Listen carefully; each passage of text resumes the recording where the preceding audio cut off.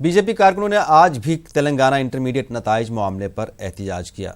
BJP ने 2 मई को रियासत बंद की कॉल दी है। बीजेपी कारकुनों ने पार्टी के रियासती सदर लक्ष्मण की भूख हड़ताल को ज़ेर ज़बरदस्ती खत्म करने की मजम्मत की है और इस मामले पर बीजेपी सीनियर लीडर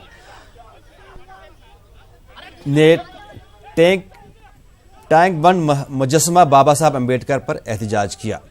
पुलिस ने एहतजाजियों को हिरासत में लेकर दूसरे मुकाम पर मुंतकिल कर दिया। उधर एबीवीपी कारकुनों ने भी सीएम ऑफिस का घेराव करने की कोशिश की। पुलिस ने कारकुनों को हिरासत में लेकर दूसरे मुकाम पर मुंतकिल कर दिया।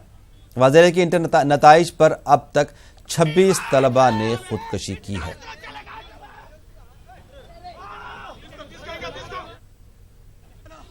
విద్యార్థి రంగం తెలంగాణ ఉద్యమంలో వాళ్ళ త్యాగాలతో తెలంగాణ రాష్ట్రాన్ని సాధించుకుంటే అదే విద్యార్థులను తెలంగాణ రాష్ట్రంలో అన్యాయం చేస్తా ఉన్నారు। తెలంగాణలో నిరంకుశ పాలన కొనసాగుతుంది।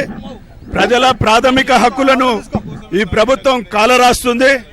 అసలు స్వేచ్ఛ స్వాతంత్రాలు అసలు ఉన్నాయా అనే ఒక అనుమానం కలుగుతుంది। మేము శాంతియుతంగా ఆందోళన కొనసాగిస్తూ ఉంటే రాజ్యాంగ నిర్మాత బాబాసాహెబ్ అంబేద్కర్ స్ఫూర్తితో ఇవాళ మేము కార్యక్రమాన్ని చేపడుతుంటే ఇవాళ మమ్మల్ని అక్రమంగా అరెస్టు చేయడం ఏదైతే ఉందో ఇది దురదృష్టకరమైన విషయం। ఇది ప్రజల యొక్క ప్రాథమిక హక్కులను కాలరాయడమే। నిరసన తెలిపేటువంటి హక్కు ఎవరికైనా ఉన్నది, కానీ ఏ రకంగానైనా పోలీసులు దౌర్జన్యంతో ప్రభుత్వం యొక్క ఉన్నటువంటి అండన ఉండడం ఇది ప్రజాస్వామ్య విరుద్ధం। మేము ఈ ఉద్యమాన్ని కొనసాగిస్తాం। ఎంతవరకైతే మంత్రి జగదీష్ రెడ్డిని బర్తరఫ్ చేయరో అంతవరకు ఈ ఉద్యమం ముందుకు పోతూనే ఉంటుంది।